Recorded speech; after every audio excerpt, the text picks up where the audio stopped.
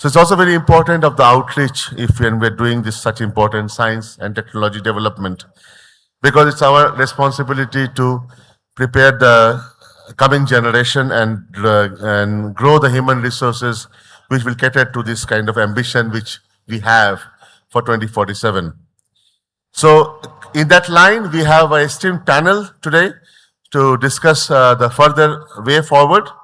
And I'm delighted to welcome Dr. Padma Shri Dr. Bhagwati Lal Rajpurohit from join on the stage. Please, sir, come up on the stage and grace the occasion.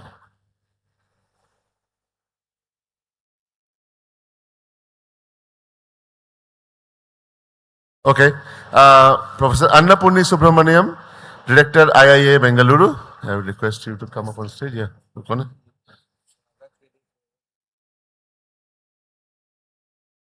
ठीक. Professor Govardhan Das, Director ICER Bhopal.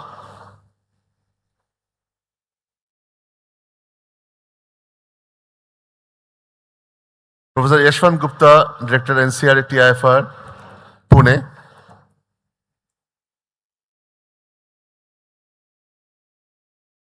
Professor Anil Bharadwaj, Director PRL, Ahmedabad. Dr. Tarun Kumar Pant, Director SPL, VSSC, ISRO, Trivandrum. Dr. Sandil Raja, RRCAT, Indore. And joining us from Caltech, Dr. Ashish Mahabal, who is joining online. He couldn't make his travel because of this ongoing uncertainty in international travel, so he's joining us at late hours in his time. Thanks, Ashish, for joining us. Yeah. Hey,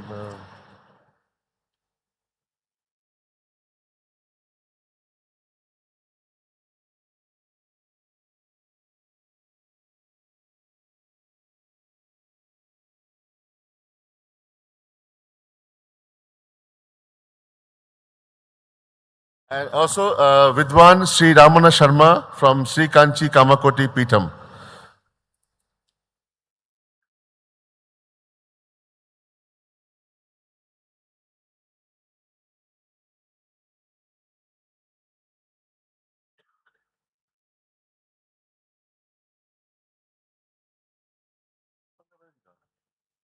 Professor Dipankar Banerjee, Vice Chancellor, IIST, Trivandrum.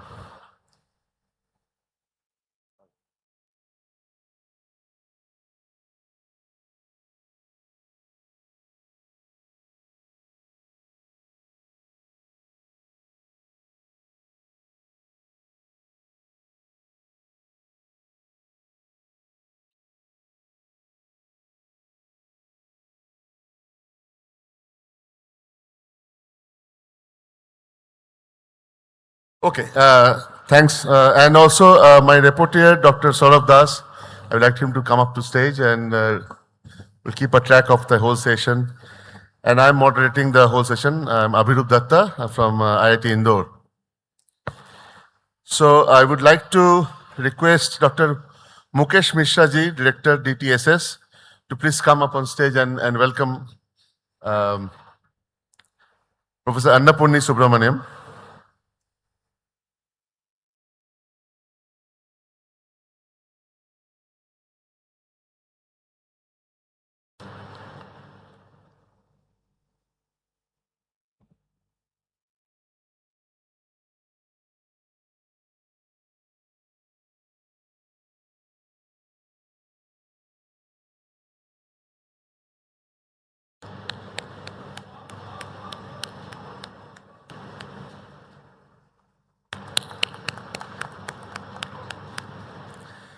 Like Dr. Mukesh to also welcome Dr. Professor Dipankar Banerjee.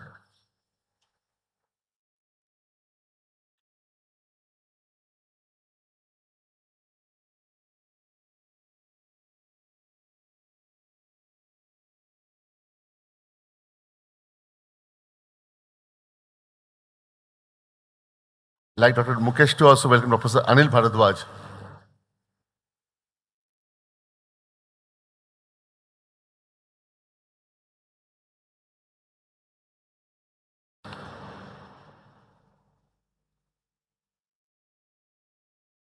I request Dr. G.D. Bairagi ji from MPCST to please come up on stage and to welcome Dr. Tarun Pant.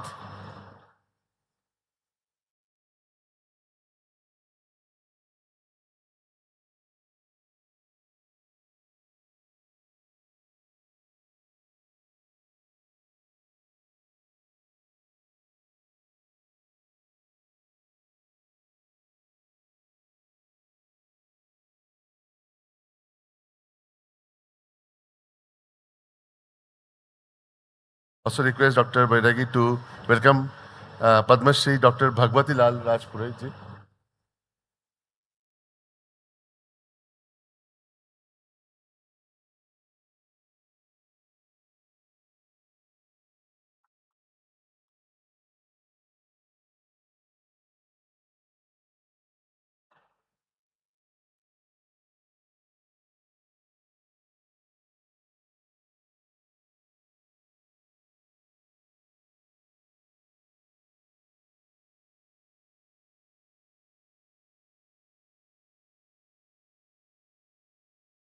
I'd like to request Dr. Bairagi to also welcome Professor Yashwant Gupta.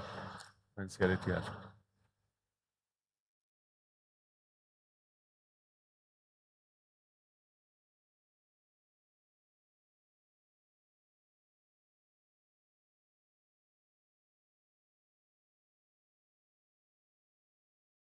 I'd like to request Dr. Manoj Rathore, in charge Tara Mandal, this particular campus from MPCST to please come up and welcome Vidwan Sri Ramana Sharma ji.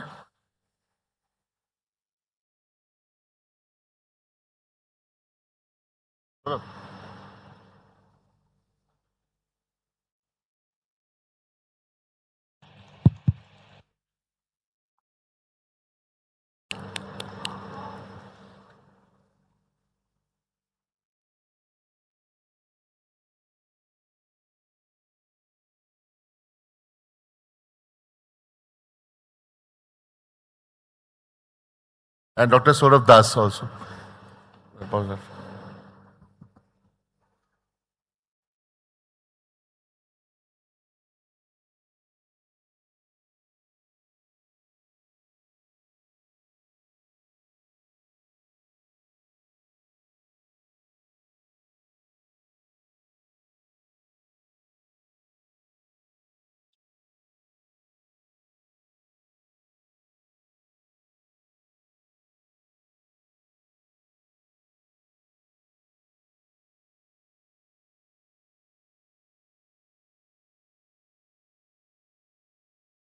Okay, so to start the session, I think I would like to request Padma Shri Dr. Bhagwati Lal Rajpurohit to share his thoughts on this occasion of this 3-day conference. And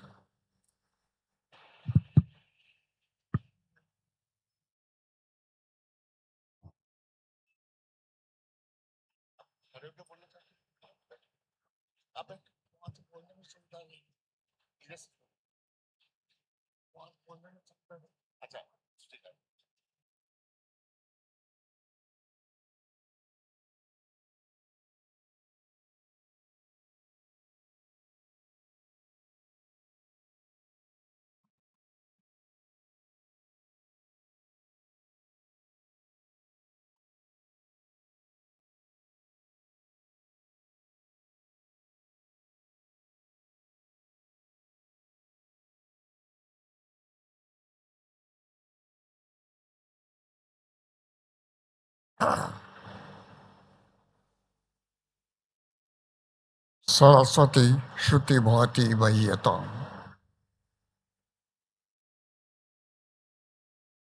समादरणीय मंच और समादरणीय सदन,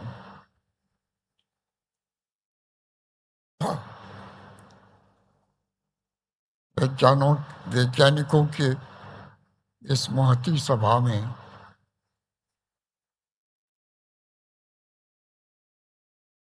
मुझ जैसे अवैज्ञानिक के बाद जो भी टूटी फूटी है आपके सामने प्रस्तुत है।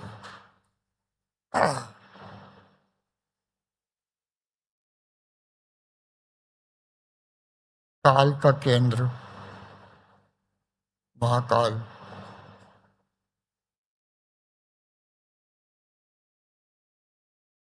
इस नगरी में आप सबका स्वागत है।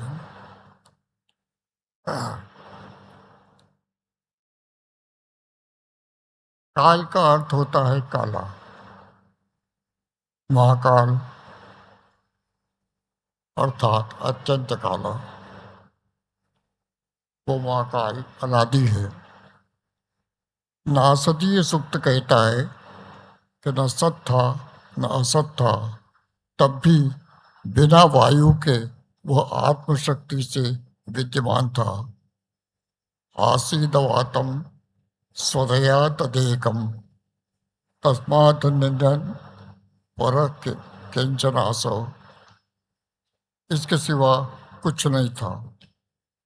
अंधकार से छिपा अंधकार ही था।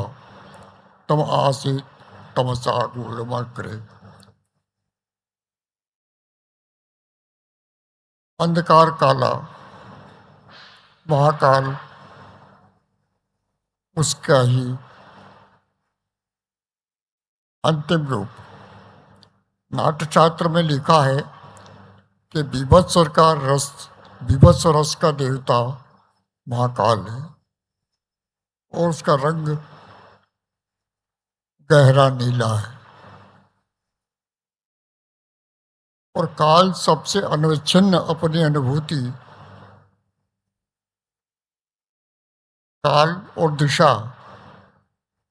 ये दोनों अनविच्छिन्न हैं। अपनी एकमात्र अनुभूति के मानदंड से ही उसका बोध हो पाता है। वो शांत तेज ज्योतिर्लिंग है। दिक्कालाद्यनवच्छिन्ना अनंत जन्मात्र मूर्ति स्वानुभूति एकमानाय नमः शांताय तेजसे। भर्तृहरि का ये भी कहना है, ये भर्तृहरि का वाक्य है, और उनका भर्तृहरि का ये भी कहना है कि काल स्वयं नहीं चलता, हम चले जाते हैं। कालो न यातो वयमेव याता।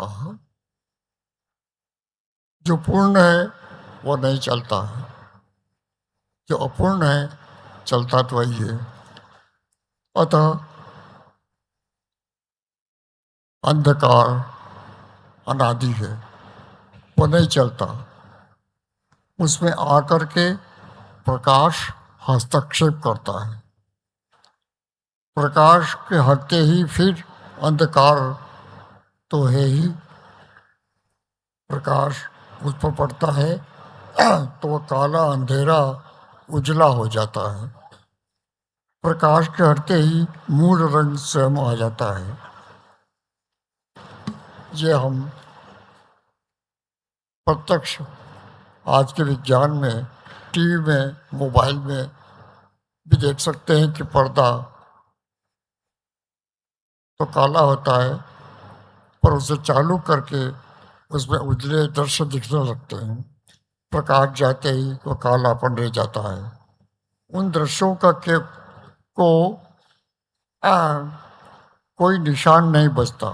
जैसे नींद के अंधेरे में स्वप्न संसार प्रकट होता है, नींद के हटते ही उस स्वप्न का कोई चिन्ह आंखों में नहीं बचता। जो अति गहन हो वो नीला हो, वो काला है, समुद्र या आकाश के समान। आकाश पंच तत्वों में से एक है।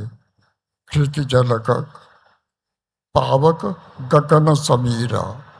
पृथ्वी, पानी, पवन, प्रकाश गतिशील हैं, तो आकाश भी गतिशील है या नहीं, ये तो वैज्ञानिक ही कह सकते हैं। ठोस भूमि पर गड्ढा खुदते ही उसमें सबसे पहले आकाश पहुंचता है। जहाँ आकाश नहीं था वह आकाश पहुंचा, तब उसमें उजाला हुआ। अर्थात प्रकाश से भी आकाश की गति तेज प्रतीत होती है। ये स्थूल लौकिक अनुभव से ज्ञात होता है। निर्णय तो वैज्ञानिक ही कर सकते हैं परीक्षण करके। आकाश के वाचक गगन, वियत ऐसे शब्द हैं जो गतिबोधक है।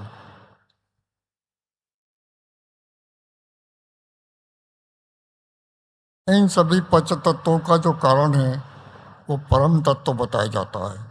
उसे महाकाल कहते हैं। वह दिक् काल से परे है। आत्मानुभव से उस तेज का साक्षात्कार किया जा सकता है। भगवद गीता में उस काल के भिन्न भिन्न अर्थ और संदर्भ प्राप्त होते हैं। जैसे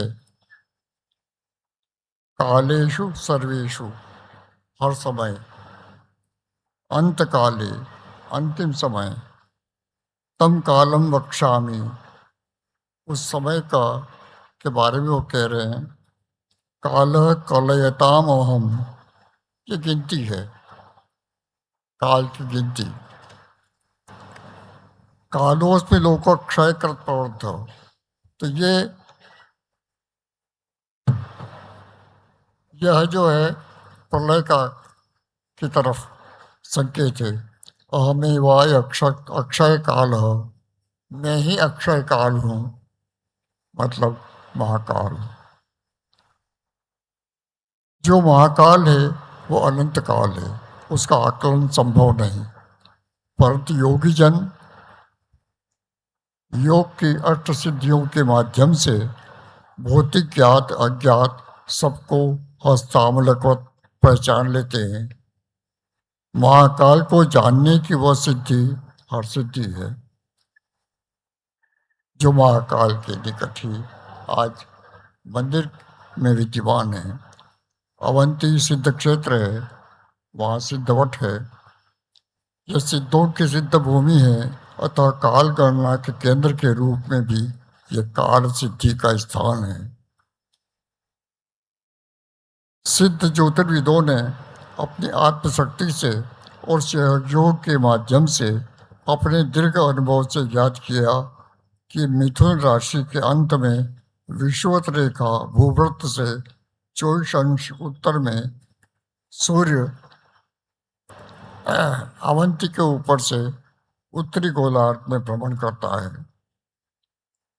लंका से सीधी रेखा में होने और सूर्य की परमोत्तर क्रांति के स्थान अर्थात कर्क रेखा पर अवस्थित होने के कारण प्राचीन काल में सभ्य जगत का प्रधान गणना केंद्र होने के कारण उज्जैनी से काल गणना की गई और सभी ग्रहों का गणित उज्जैनी के सूर्योदय के संदर्भ से किया गया। ये बात सूर्य सिद्धांत में भी कही गई है और पंच सिद्धांतिका में भी कही गई है।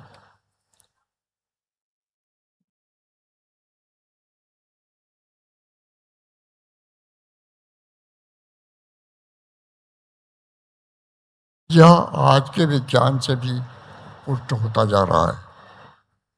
अतः वैश्विक या यूनिवर्सल समय के लिए जो स्थिति आज ग्रीनविच की है वही ज्योतिष के सिद्धांत काल में और उसके बाद के हजारों वर्षों तक उज्जैन की रही।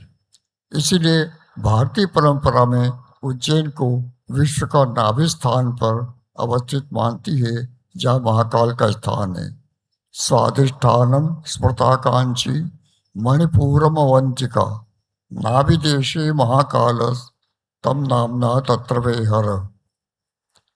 अरब में मध्यान्ह के सर्वोच्च पराकाष्ठा को अजिन कहते हैं क्योंकि वो केंद्र उज्जैन है। ये इंडियन आर्काइव्स के वॉल्यूम 5 में लिखा हुआ है। जब सूर्य उत्तर की परम क्रांति पर पहुंचता है उस समय मध्यान्ह में उज्जैन में शंकु की छाया समाप्त हो जाती है। अतः उज्जैन सूर्य की उत्तर दक्षिण यात्रा का एक महत्वपूर्ण पड़ाव है। इसका अक्षांश सूर्य की परम क्रांति के बराबर है। यह विक्रमादित्य अर्थात विक्रम और आदित्य शब्द का द्वारा भी सार्थक होता है। आजकल उज्जैन की उत्तर क्रांति 23.26 और अक्षांश 23.11 है। विदेशी शकों से भारत को आज़ादी दिलाने के उपलक्ष्य में विक्रमादित्य ने एक शासकीय संवत आरंभ किया। अपने आरंभ काल से ही तब तक भारत और भारतीयता का बोधक व संवत लोकमान्य रहा है। विदेशियों से भारत विजय की तत्कालीन शासकीय महान उपलब्धि का यह उस समय से शासकीय संवत रहा जो भारत गौरव का प्रतीक है। आरंभ से ही इसका विक्रम संवत नाम रहा। उज्जैन के निकट के चक्रावदा ग्राम के मूर्ति लेख से भी ज्ञात होता है। उस ब्राह्मी लिपि में लिखा है विक्रम संवत 8। बाद में विक्रम संवत को उत्तरी मालवा के में कृत और मालव संवत भी कुछ सदियों तक कहते रहे, परंतु विक्रम संवत संज्ञा आरंभ से अब तक विद्यमान है। विक्रमादित्य ने शकों को पराजित करके विक्रम संवत आरंभ किया। शक समाज अब अस्तित्व में नहीं है, अतः यह विक्रम संवत नाम आज किसी देशी विदेशी समाज का विरोधी नहीं है। विक्रम संवत की काल गणना निर्विवाद है। उसकी गणना पद्धति पारंपरिक, शास्त्रीय और विधिवत है। भारत के साथ ही कतिपय अन्य देशों में भी ये संवत लोक प्रचलित है। चैत्र शुक्ल प्रतिपदा से इस संवत का आरंभ माना जाता है। आनंद रामायण के अनुसार चैत्र शुक्ल प्रतिपदा के दिन अपने घरों के ऊपरी भाग में दिव्य वस्त्रों से तथा अनेक प्रकार की मालाओं से वाले सुंदर ध्वज लगाकर पूजा करना चाहिए। राजशेखर की काव्यमीमांसा में कहा गया है 10वीं शताब्दी में कि चैत्र शुक्ल प्रतिपदा से वर्ष का आरंभ होता है। 11वीं शताब्दी के अलबरूनी ने विक्रम संवत का बार बार स्मरण किया है। 1617 ईस्वी में जब जहांगीर उज्जैन आया था, तब का विवरण लिखते हुए अपने जहांगीर नामा में उसने लिखा है कि विक्रमादित्य द्वारा कराए गए खगोल शोध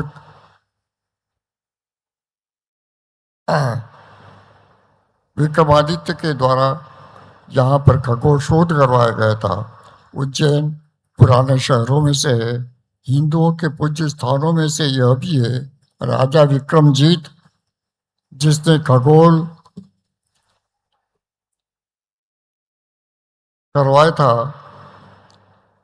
शोध करवाया था, इस नगर और देश में हुआ।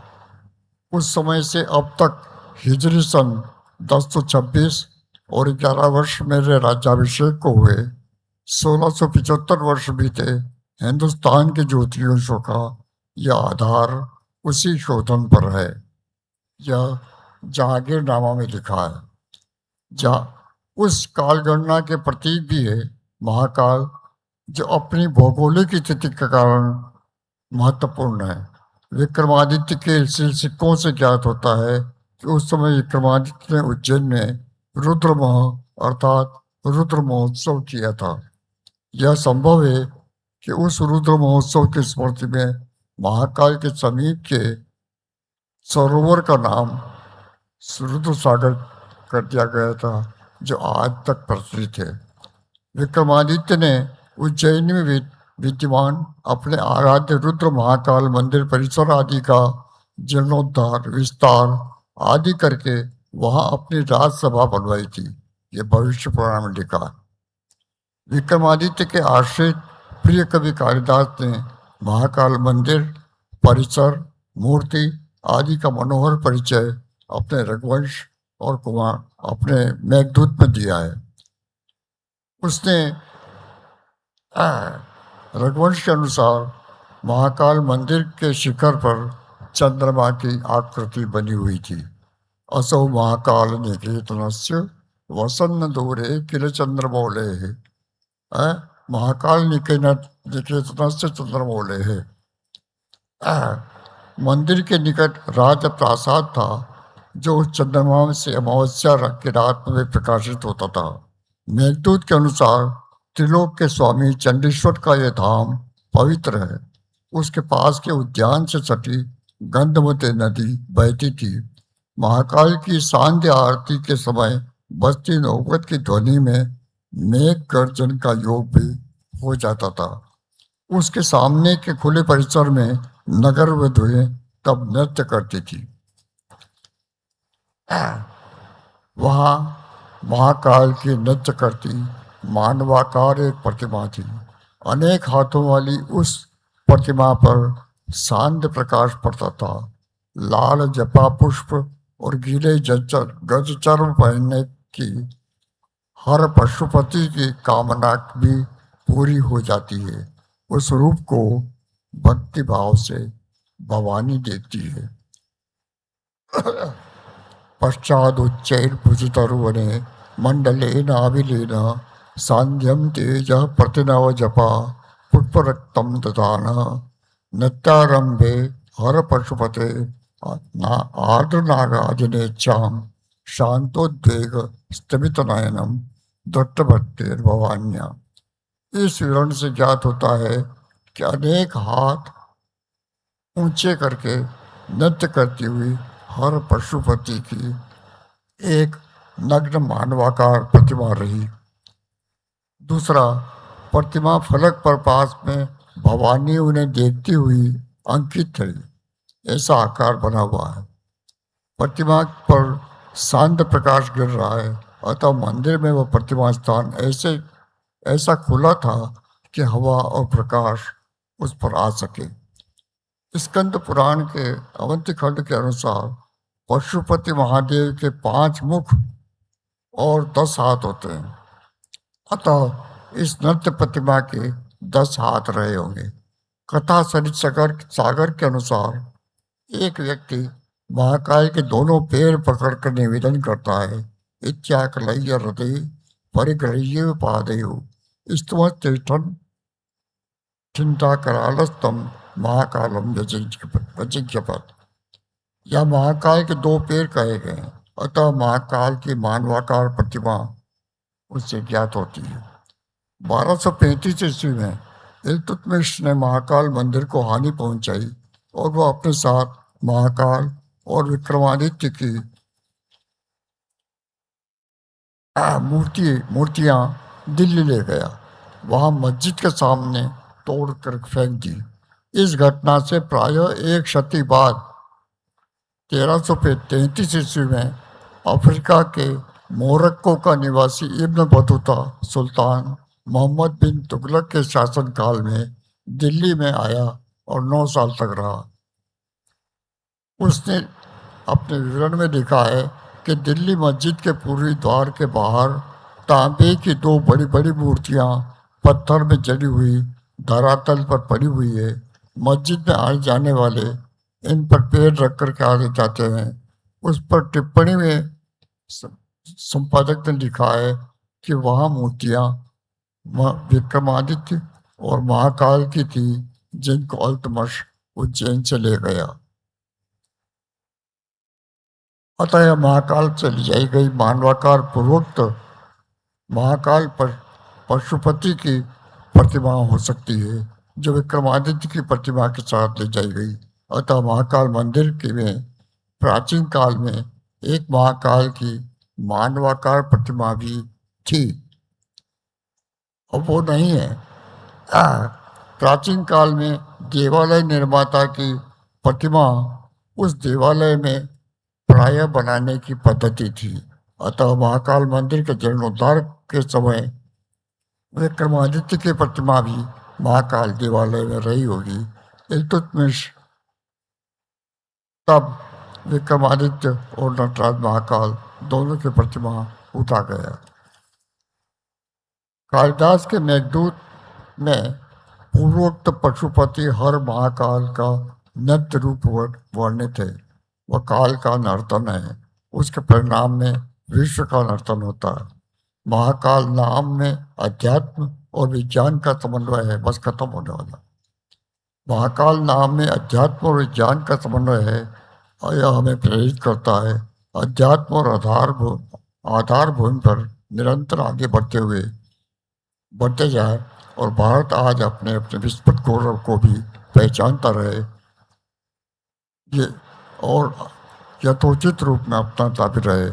भारत के इस अभिज्ञान के प्रवाह में हम विक्रम संवत की महिमा का पद विज्ञान करें और अवंती डोंगला के विश्वकाल गणना के केंद्र के रूप में विश्व मान्यता मिले, जिसमें इस स्थान को वैज्ञानिक महत्ता पुनः स्थापित होकर स्वसर्वमान्य प्रचलित है। धन्यवाद।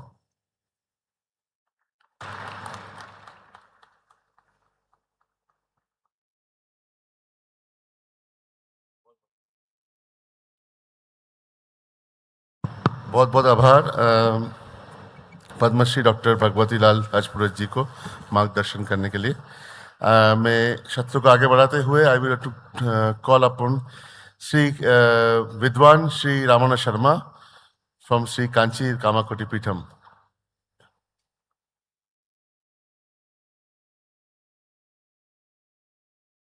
Already given it.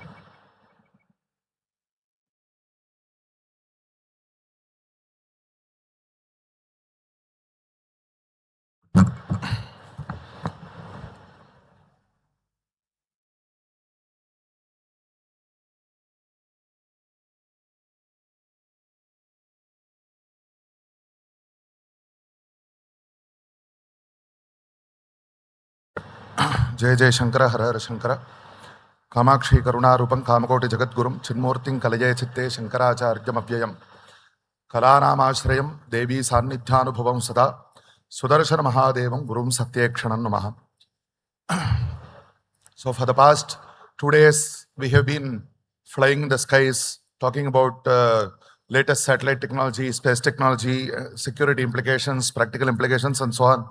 But in this Mahakala Nagari of Ujjaini, this was, as we well know, the center of our Prachina Bharatiya Ganita.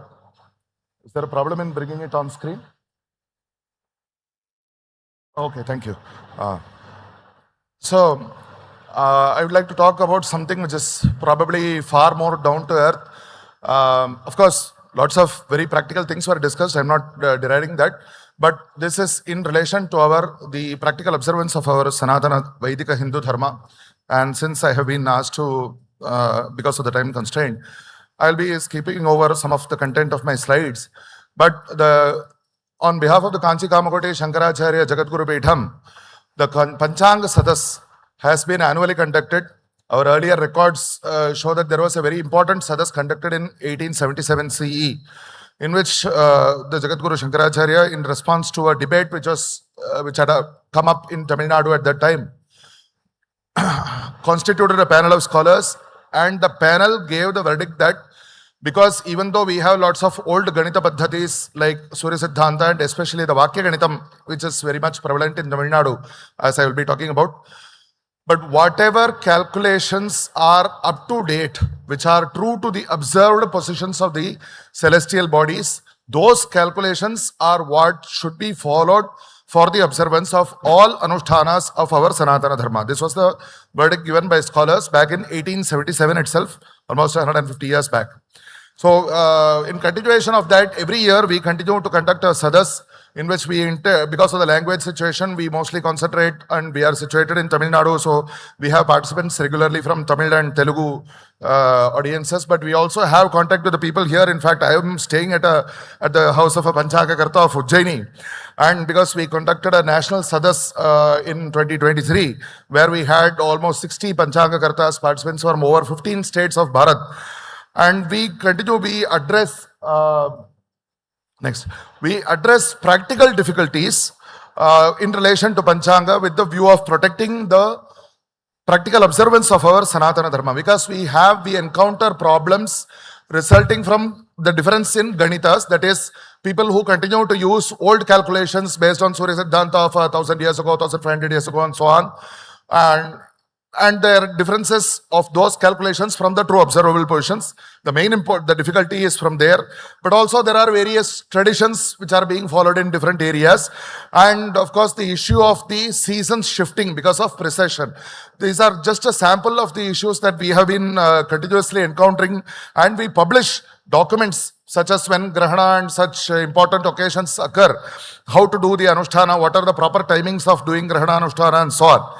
So for all this, the proper understanding of both Prachina Bharatiya Ganita, Jyotir Ganita on one hand, and the Dharma Shastras on the other hand. One is entirely observable and physical, the Dharma Shastra aspect is entirely metaphysical, but we have to connect both in order to arrive at the practical days of observance on which day Ramanavami should be celebrated, Krishnashtami should be observed, and so on. So, in the next slide, I would like to talk about Vakya Ganitam. The next, I sort of skipped a couple of slides. Yes. So, the Vakya Ganitam is a Jyotir Ganita Paddhati which was evolved based on tables which were composed about 1500 years ago. So, the manual which we have now called Vakya Karana, it has been updated somewhat. And it is dated to about 700 years ago, but the tables are much older.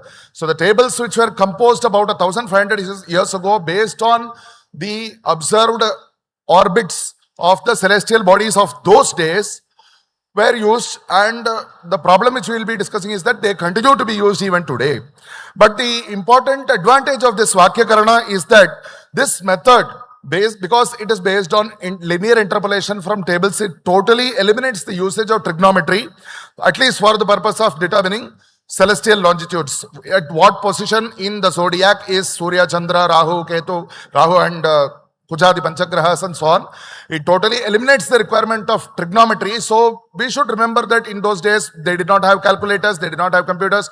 And but the requirement of Panchangas was entirely spread across Bharat. So each village, each small region needed to have a Panchanga Karta who might not be entirely skilled in higher level mathematics, but they needed to create the Panchanga for their local community for the proper observation of observance of both the festivals as well as the offerings to the ancestors and so on, as we very well know. So the result of this simplicity, which was embedded into this text Vakya Ganitam, is that it became highly popular in Tamil Nadu, so much so that even today, even after we have a lot of people, even yesterday from ISRO and so many other our topmost scientific institutions are from Tamil Nadu, but in practical life in Tamil Nadu, people still continue to use outdated calculations.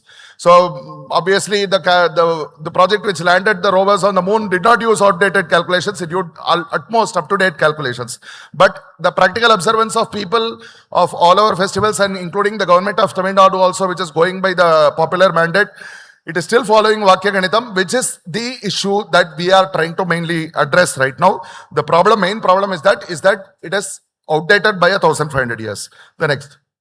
And but one issue which is not only particular to Vakya Ganitam but all our traditional paddhatis such as even Surya Siddhanta is that the length of the year, which is a very important basic constant that has important issues, effects in the Panchanga Ganitam, it was overestimated because it is not observable, it is not possible to directly observe the position, the longitude of the sun.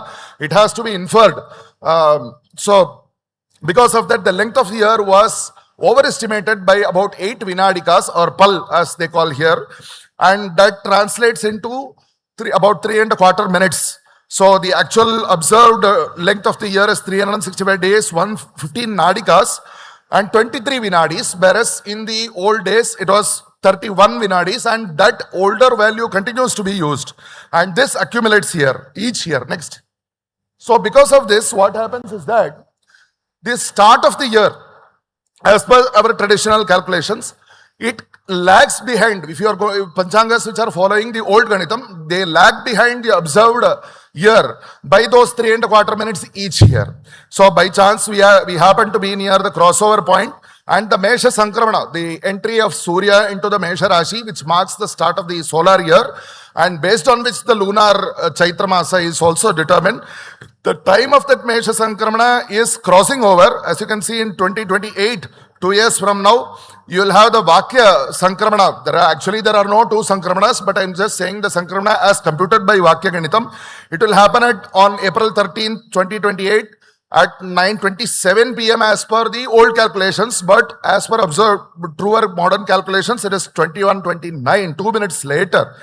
The next year, it is almost the same. That is the crossover point, 3:39 a.m. on April 14th in 2029.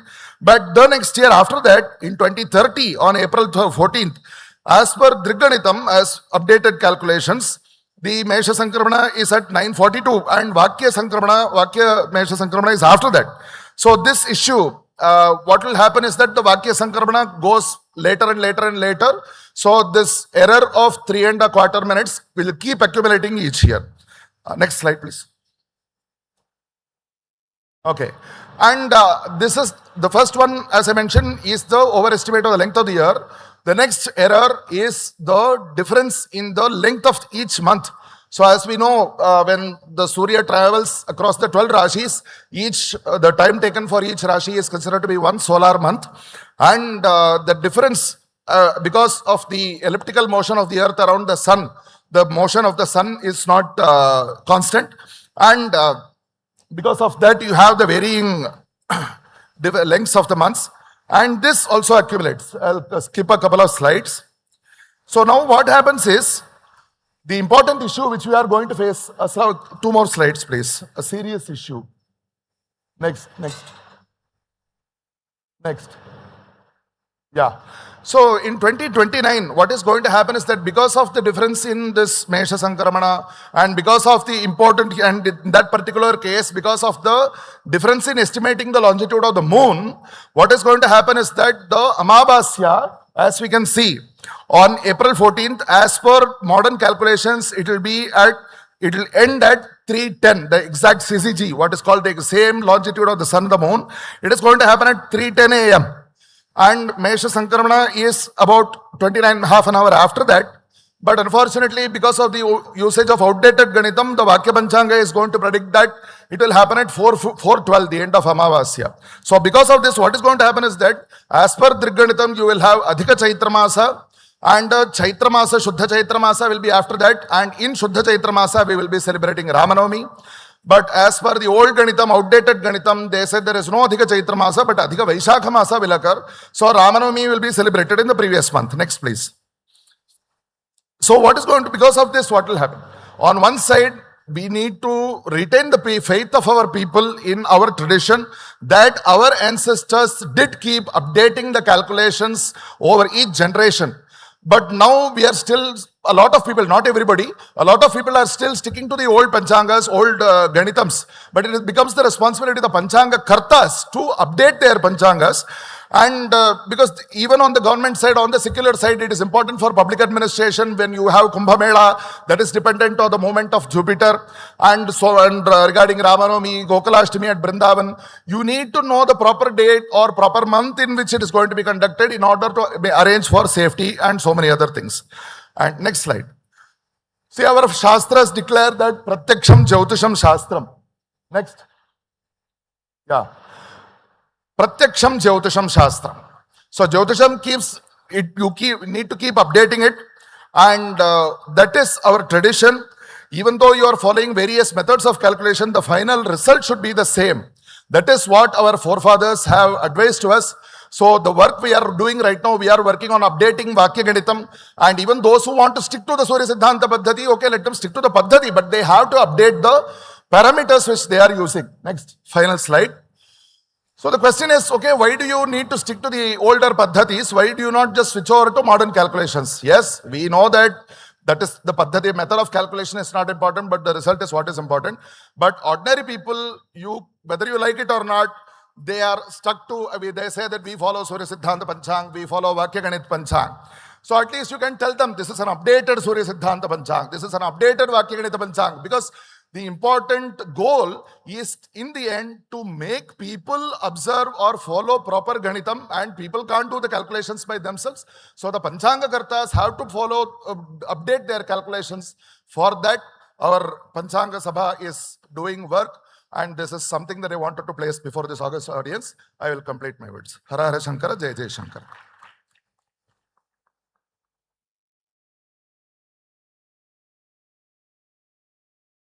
Thank you very much, Vidwan Sri Ramana Sharma for enlightening us for this correction.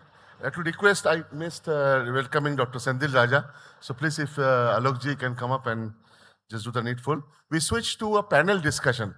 The other esteemed guests on the dais have already spoken in various sessions, but we wanted to contextualize this particular session, answering couple of things, which is synergies. So we have heard about mega science projects in astronomy, astrophysics, space missions, and future space missions coming up. But all those relies on the human resource and what you develop.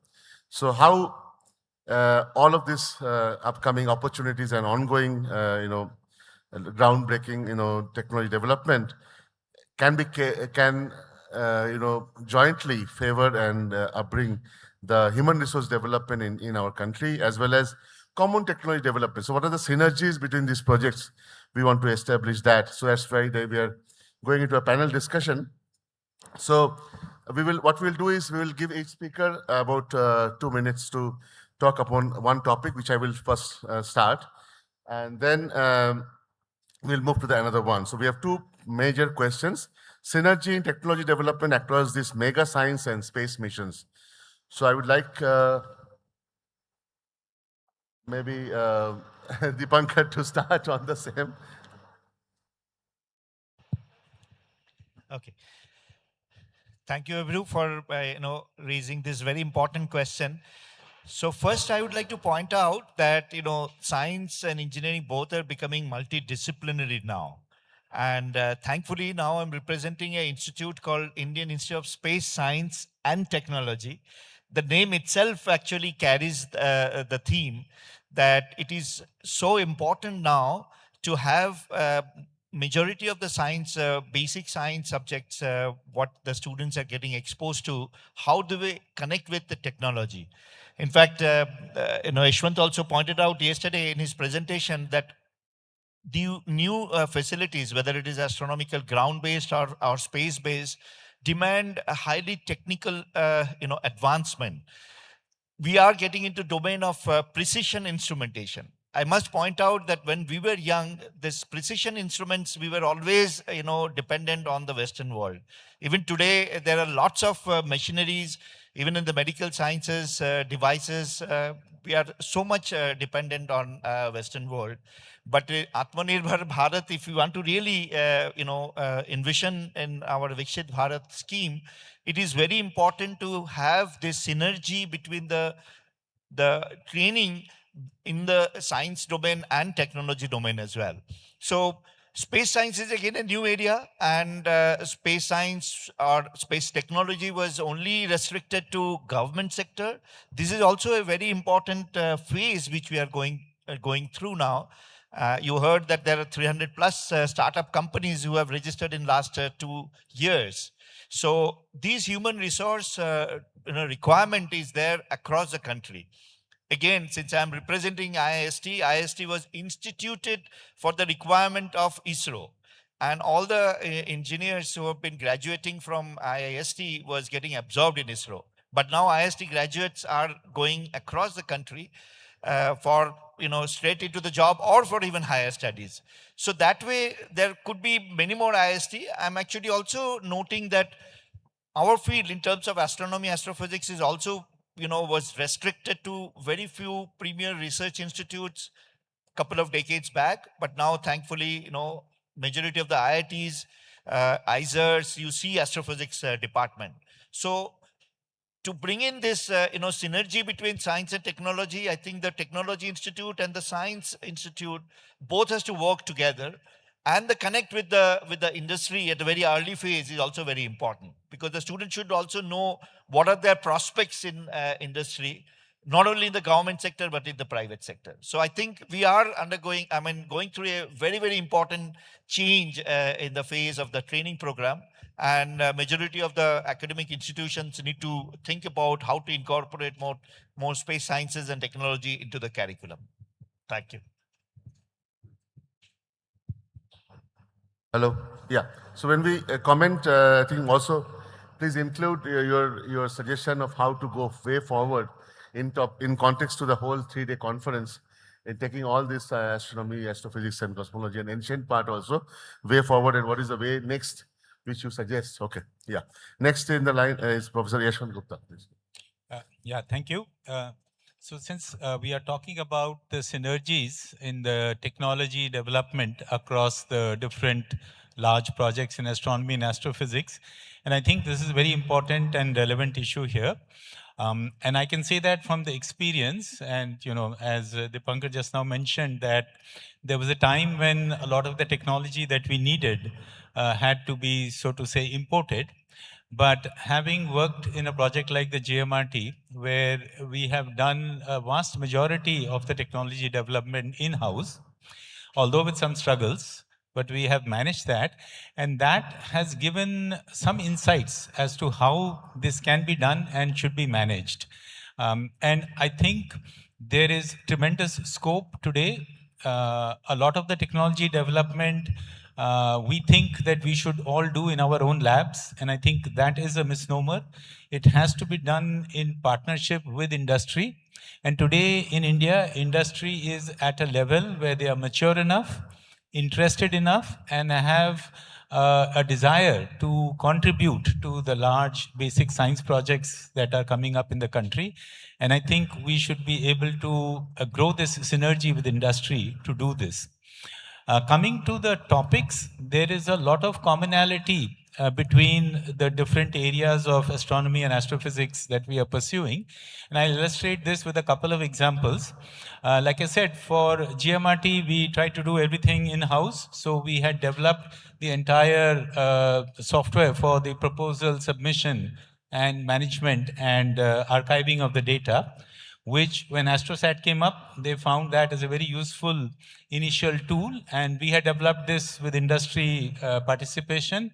And this gave an initial step for getting the system developed for the AstroSat data handling system.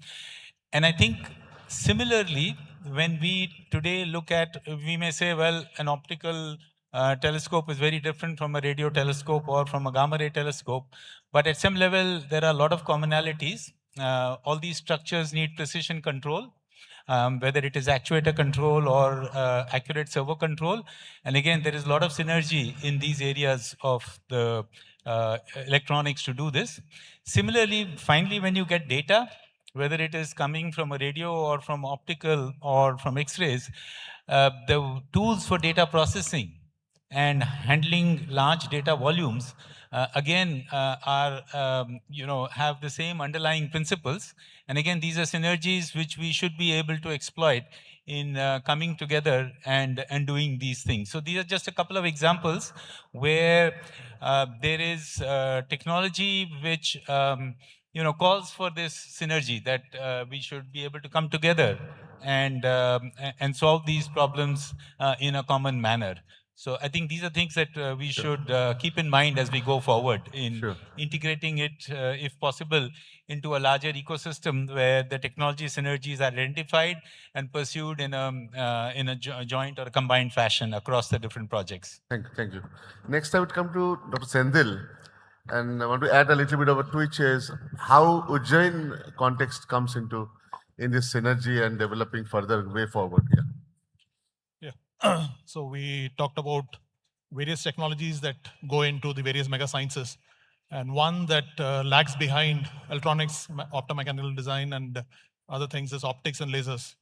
And optics is something, even for example, TMT, IA is doing it in-house because the industrial expertise does not exist at this point. And so is the case for the LIGO optics. We are setting this facility in-house, and we are hoping that we'll operate under a GoPro model, where a private institution can run it as a kind of an industrial partnership. So we heard in the last 2-3 days that Ujjain wants to be the meridian for time. And we also saw Navik from space. And most of the instrumentation that go into space and remote sensing are also optical. Many of the mega sciences have commonality, as Yogesh mentioned, as Yashwant mentioned, about electronics control, precision control, communication control, optics. All these things are becoming important. And we also heard Sriram Sharma about measurements. So Panchang is deficient because initially measurements are happening, now nobody is doing measurements. So one possibility is to do two things. One, accumulate probably a cluster in Ujjain, which works on optics and optics-related technologies, essentially which allows us to kind of have a common consortia of measurement and fabrication technologies, which are very difficult for individual institutions to build. For example, we were talking about ion beam figuring. If there's a consortia, we can probably seek some funds to set up a common ion beam figuring system, which benefits all the industrial partners through partnership. That is one aspect of it, of industrial partnership. As far as the meridian of time is concerned, I think instead of waiting for the international community to recognize it, we go ahead and set up a kind of a timing base. We have NAVIC. We start using timing base as 0.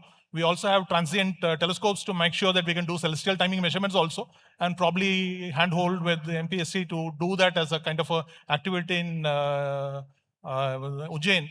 And this can initiate the cluster development for optics, and an optics cluster in Ujjain, which can go a long way in optical instrumentation and feeding to all the mega sciences in terms of astronomical instrumentation in the long run. That's my suggestion. Yeah. Okay, thank you.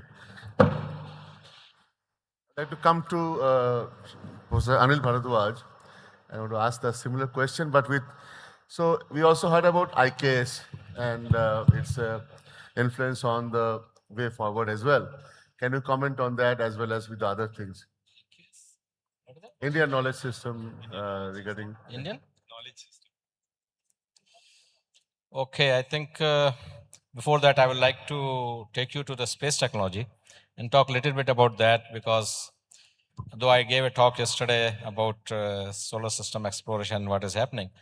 But if you look into the human resource development for that, which was touched by Dipankar also, is that we need people in all domains of science, technology, and engineering in the space sciences. Because when we are talking about human landing on the moon or Indian landing on the moon, we need technologies to be developed, which is going to be done over the period of 2 decades or so. But the resources which is required is available within the country, but human resource is one of the biggest element which is required for doing this kind of exploration. And when you talk about that, you need people from all domains, whether it is physics, chemistry, maths, biology, medical science, and all the areas of engineering and technology, whether it's civil, mechanical, electrical, electronics, propulsion, materials, and things like that. Now, as human is being involved into space exploration, and we are talking about the Gaganyaan missions, we need people who are working in the medical science, people working in the biological sciences, and also people working in the food technologies. Because ultimately, when human is going into space, we need to have food, and how the food will be carried forward, taken to space, preserved in a different environment compared to that on the Earth. So there are many technologies which is coming into picture, including, of course, the space biology, the space medicine, the space infrastructure is getting developed, but we talk about space food also. The question which you're talking about, Abhirup, is that how Indian knowledge network should grow. There's enough synergy which is happening between different domains of education system on one hand, and scientific or research R&D institutions on the other side. Probably there has to be much more exchange of information between these two, particularly the academia sector and the R&D sectors. But one good part which is happening within the country is that we now have many startups which is coming up. And they are actually the one which will be a very driving force in the future to take up certain challenging things which is required to be taken, because India is a huge country with a population of 1.4 billion, and such kind of space sectors or educational sectors or technology sectors, when the startup comes up, they are going to take the load of doing niche areas of R&D, which otherwise was not possible. And this is a good opportunity for youngsters to take up this kind of challenges and come up with the startups, which is increasing every day. And currently we have more than 300 startups in the space sector itself, which was just opened a couple of years back. And therefore we see a very bright future when there's a good synergy between the education system, the university system, the college system, and the research and R&D systems. So the future is quite bright. We have to do as much amalgamation as possible between these different domains. Thank you. Thank you. We come to Professor Annapurni Subramaniam, and we'd like to pose a similar question like synergy in creating common pool of human resources as well as in technology and instrumentation development through this whole mega science and space mission network. Yeah. What is your comment on that? Yeah, so it's an important point. As well, also we are sitting at a point where we are launching a lot of new programs in astronomy from the ground-based astronomy, which requires quite a bit of cutting-edge technology as well, because we are moving from single mirror telescopes to multi-segmented mirror telescopes. And this requires a very big handshake with industry. So I'm sure SKA and GMRT have been also working with industry, and space missions have a lot of handshake with the industry. But we are also moving into areas which was not known for the industry. So our participation with the 30-meter telescope project has brought in about 70 to 80 industries into the ambit. And industry also, we had to handhold them to actually learn and this precision, because they are massive things but also very precise. So, and you need to have large number of it's not like you produce a few and that's done with it, because a large number is also involved. So lot of quality control, lot of checks, etc., documentation, etc., required. Now what we also learned in the post budget webinar, which L&T also participated, was that the knowledge they gained in participating in the 30-meter telescope project, actually they gained in addressing certain critical technology they wanted for the defense. So what I'm trying to say is that the industry connect also is giving them certain advantages for our own benefits. So it's important to involve more industry. We may have to handhold them and bring them into the ambit. When we started on this 30-meter telescope project, we had to make the segmented mirrors, which I had shown the video of that particular facility. Ideally, that facility should have been an in-industry facility. But that did not happen 6 years ago, because there were no takers, because a huge amount of infrastructure development is required, which requires funding and support, which is not available. So we had to take that on ourselves. So there should be also policy decisions which help the industry to take these leaps, which requires a certain amount of initial investment, initial handholding, which sometimes the industry may not be able to take it on by themselves. So the government has to, if you want to plunge into deep tech, which is required for these kind of ambitious missions as well as space missions, you need to help them to actually take that initial handholding with some funding, so that they can take on it and then they can proceed with it. Coming to also capacity building, all this require capacity, because we already hear that we have a lot of colleges, we have a lot of students coming out of it, but they're not industry ready. So it's very important to look at what is required and bridge the gap. And we have R&D institutions like ours, which are actually proposing these very sophisticated instruments, but the industry as well as the academia are not able to handle it. So this gap at these three levels have to be bridged. And we have a lot of young, bright minds in the country. So they're also willing to come on board for this particular missions. And without them, it's not possible. And it is them who will be going to use it in the future as well. So it's important to address these gaps and fill it as and when required, as well as each has some, optics, as already mentioned by Senthil Raja, that there is certain critical technologies we are lacking. This has to be identified point by point and address it, so that we fill up these gaps and move forward, because otherwise we will not be able to reach the Viksit Bharat goals. Right. Thank you. Thank you. Yeah, one last thing for you is that, so yesterday we went to Dongla. Yeah. And you know that this is something which MP's Council of Science Technology have done. Yeah. And which we were connecting, IIT also is involved. And Yes. you have a similar project also in Mysuru, Yes, where that's a lot of yes, citizen science yes, is developed. yes. So can you comment on that? Like how important are these initiatives by the state government and continuing in a partnership with the central government institutes like DST Institute or IITs to build up this mood as well as take it forward to cater to a serious pool of human resource development here? Yeah, so when I stated, I did not say how you bridge these gaps. Sure. So these gaps do exist, and we acknowledge them at various fronts, but various platforms we address it. But how do we bridge the gap? So who are the stakeholders who can play the roles to bridge this gap? This planetariums and science centers play a major role, because it is not only for, you have a captive audience of students when you go to the school and teach, but you have to educate and the experience centers and expose people to multiple things in science centers like this and in Dongla as well. So these centers, if you go in outside, there are so many of them. They excite people, they can come and play with things, and they get ideas. So we don't have so many centers, but it's very important for the center and the state to develop these areas into curiosity centers where they can understand the experience and also participate to a certain extent.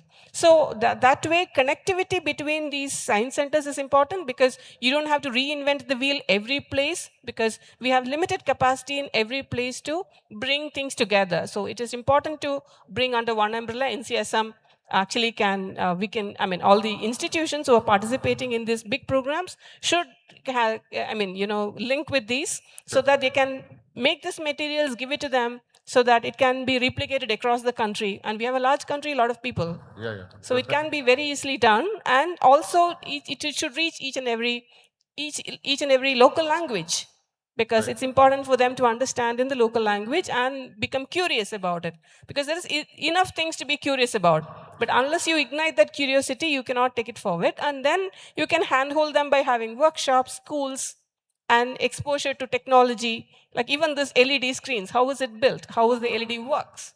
Right? What are the electronics working behind it? So all these are curiosity questions. So you need to connect them to step by step to the level where they can take on and decide where they want to go and contribute either to the industry or to the academia or to various sectors. Yeah. Sure. Thanks. Coming to Tarun, if you can put your comments on the way forward, keeping in mind about the whole other context of this particular 3-day conference here, as well as the synergies. Yeah, thank you, Abhirup. First of all, maybe I would like to take on from what Professor Subramani said. I also completely agree with that. I think in order to take it forward, we have to address it at 2-3 different levels. I think the one level which is very important and which has to be addressed first is that we need to go to schools, right? As per the new education policy, where we need to include these kind of advanced teaching methods, curriculums, technology in the very everyday experience of the school levels. So I think unless students are exposed to these technology on a day-to-day basis, we cannot expect them to do it suddenly when they graduate from college and engineering college and then come out and get involved in that. So I think that is one very important thing which we need to do it. And right at the basic level, at the school level, we need to do. Second, I think is a very important step which we need to take is currently and perhaps in the coming 10 to 20 years, as everybody said, India is going to be the nation with the largest number of technically qualified students in the age group of 20 to 40. Perhaps India will be the nation to look forward, because this is the workforce. And unless the problems related to this age group of people is addressed, in terms of science, like as you said, if we want to take up mega projects in science and technology, there are various aspects to that, right? One part has said that optics is one thing which is needed. Material science is one thing which is needed. Even manufacturing, because the majority of our India, which serves in different sectors, is towards the servicing sector. I think unless we get into this manufacturing, we are not going to achieve or to reach that level. It has started changing, but I think we need to do it at a much bigger level. In context of this particular conference, the function which is in context of the larger gamut of science problem, the way I look at it is, it's a continuity. right? The past is where our, it was illustrious past. We all, we know that. But then I think this continuity has to be taken forward, and there has to be a seamless continuity. So today, whatever developments we are seeing in Indian science in the international context, I think this continuity with the past has to be built in. So I would say that one immediate thing that come to my mind is that there should be some kind of a think tank which needs to be made, where the people, today's people, young people who are involved in the mega science projects, who are working in these technical aspects, they are involved, and along with that, people who are studying the past, right, today. And there has to be a group of people who are having this dialogue continuously together in a particular forum, addressing towards a common goal. So I think we address at these different levels if when we work. I'm sure that in coming few years we would be seeing that this is leading to good results. Yeah. Thank you. Thank you very much. Thank you very much. Thank you. So I come to the last speaker who is joining us online. Can I switch to Ashish? Yeah. I know you have some slides. You have about 5 minutes, but yeah, please put your, yeah.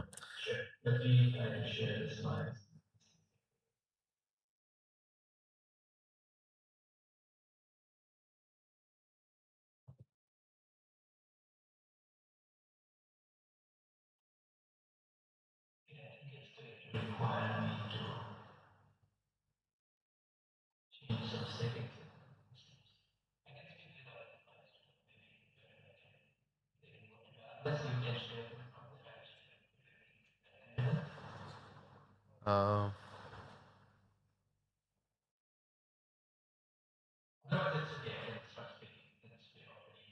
sure, sure.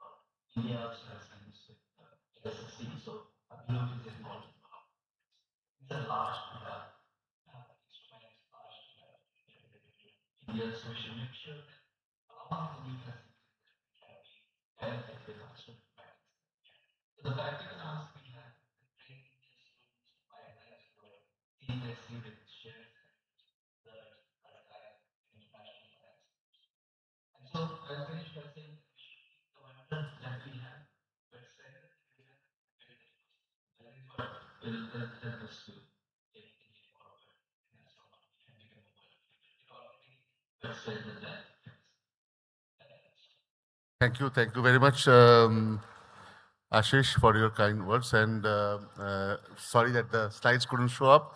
So I think we have more or less come to the end of this thing. So I just summarize briefly before my rapporteur comes up and summarizes what each people have spoken. So I think you have heard all the आपने सारे वक्ताओं को सुना है.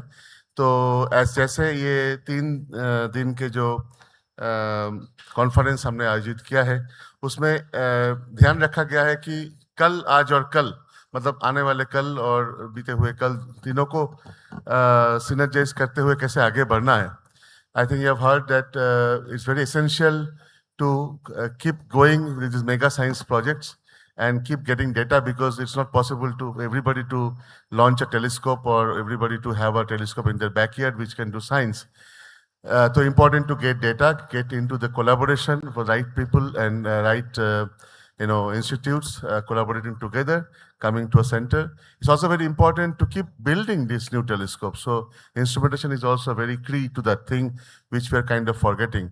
But I think very important that synergies and collaboration with industry can actually accelerate that particular process. The other thing is that also it's very important to keep the flavor going. The young mind should have the interest to come into this kind of astronomy, astrophysics, space sciences, and engineering, and beyond. And so also being accessing some data wherever is possible, or some small telescopes where possible. So I think it's a mixture of all of these things. So what comes out is a collaboration between different institutes and bringing together something which is accessible to general audience or young minds. And for a place like Ujjain to have something similar is very important, which comes out. So that may be the way forward, going ahead to come up with something similar like this, a center or something which can cater to both going forward with instrumentation and mega science project, as well as catering to the simple growing more human resource development and catering to young minds. So I think with that, I stop here and I introduce Dr. Saurabh Das, who will be summarizing the session today. Thank you very much.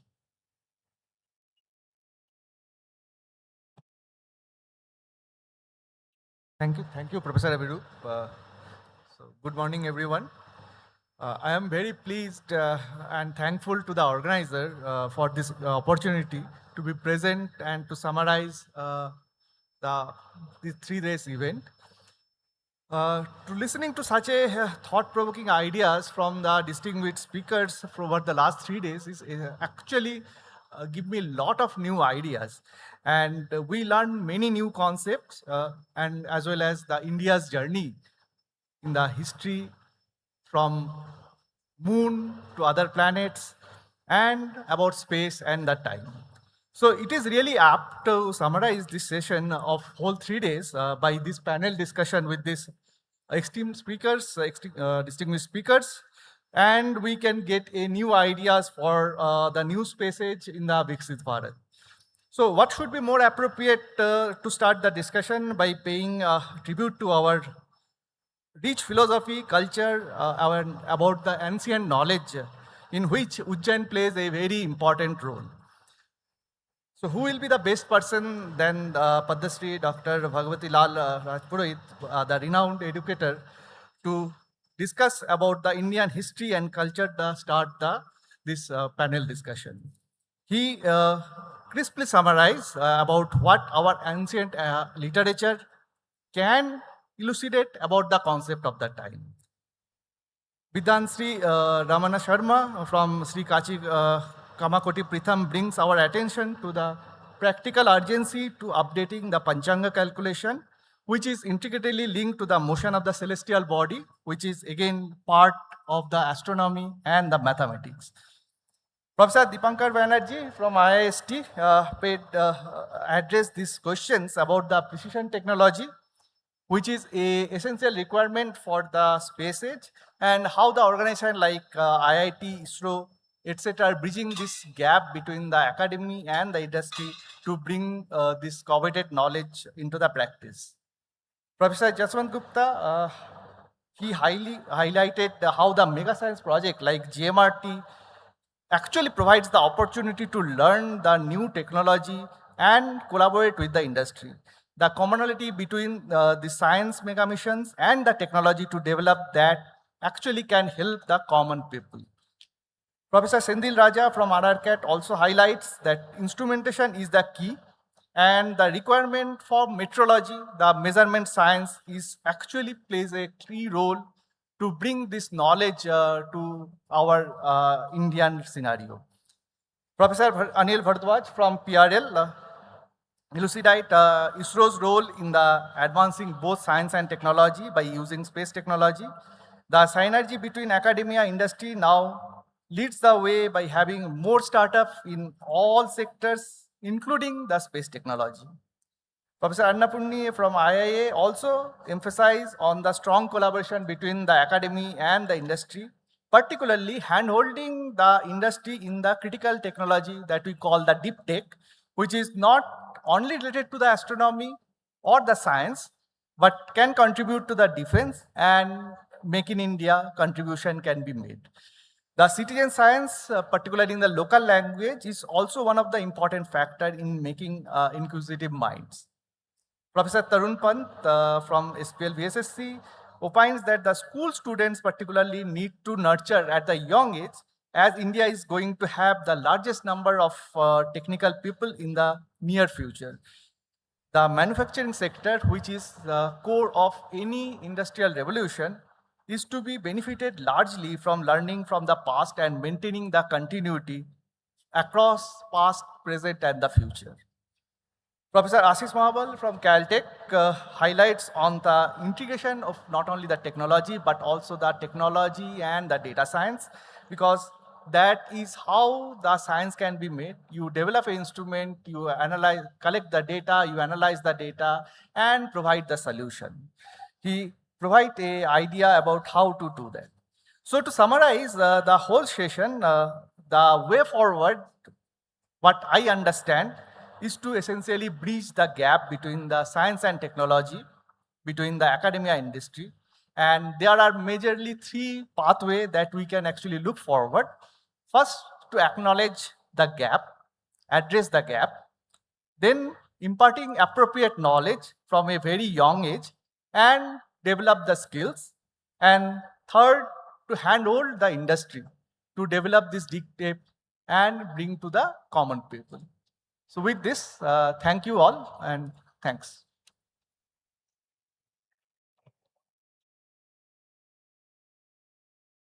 Thanks, Dr. Das. So we conclude, we are at the end of the session.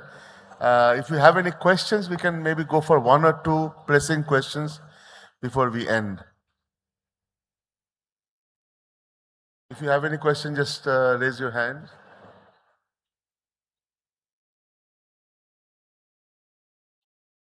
I don't see any. Maybe, okay.